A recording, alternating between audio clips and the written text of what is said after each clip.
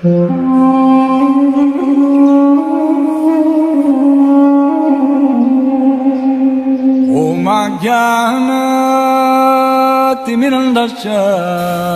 I am stressing. हरे कृष्णा। शिला प्रभुपाद की जय। तो ये युधिष्ठिर महाराज को गाइड किया जा रहा है, उपदेश दिया जा रहा है कि उनको कहा जा रहा है कि अतएव तुम आत्मा को न जानने के कारण उत्पन्न अपनी चिंता छोड़ दो। युधिष्ठिर महाराज तो फिक्र में थे, चिंता में थे कि धृतराष्ट्र, उनकी ताई, ये सब कहाँ है, कहाँ चले गए, उन्हें ये फिक्र थी उनके बारे में। तो लेकिन यहाँ पर सुखदेव गोस्वामी बता रहे हैं कि ये चिंता किस लिए है, सिर्फ इसलिए कि हम आत्मा की स्थिति को नहीं जानते, इसी के कारण हम चिंता करते हैं। अगर हम आत्मा को जान ले कि आत्मा क्या है, हमारी मूल स्थिति क्या है, हमारी मूल स्थिति तो यही है कि हम भगवान के दास हैं और उन्हीं की सेवा ही हमारे जीवन का एक लक्ष्य है।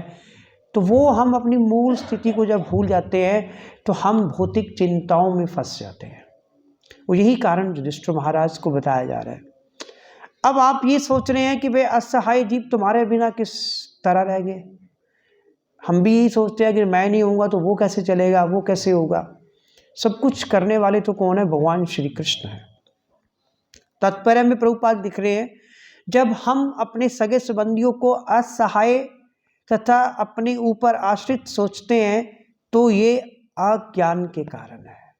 अगर ये सोचते हैं कि अगर मैं जीवित हूँ तो मेरे घर का भरण पोषण हो रहा है, या मेरा परिवार के मेंबर्स, मेरी पत्नी, मेरे बच्चे मुझ पर आश्रित हैं, तो ये हमारा बहुत बड़ा अज्ञान है, इग्नोरेंस है।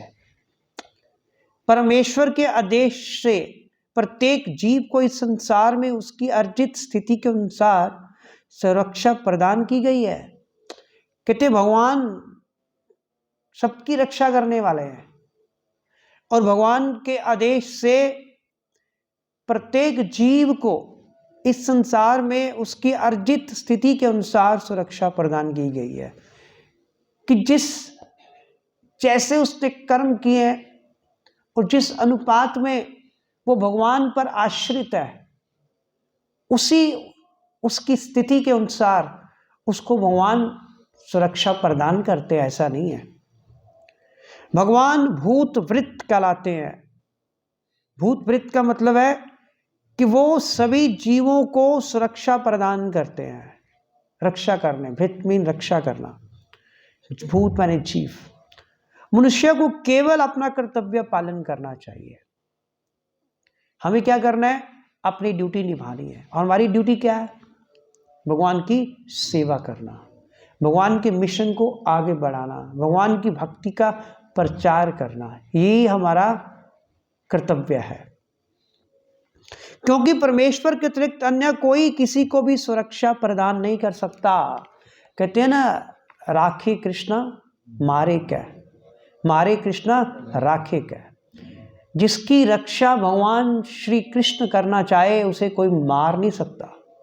तो यहाँ भी यही बात हो रही है कि परमेश्वर के अतिरिक्त अन्य कोई किसी को भी सुरक्षा प्रदान नहीं कर सकता। अगर आप सोचते हो कि मैं इसकी सुरक्षा कर रहा हूँ, अगर आपको लगता है कि आपने सुरक्षा की है तो आप अज्ञानता में, वो सुरक्षा भी भगवान के माध्यम से आपके द्वारा हो रही है। भगवान आपको निमित्त बना रहे हैं, आपको क्रेडिट दे रहे हैं।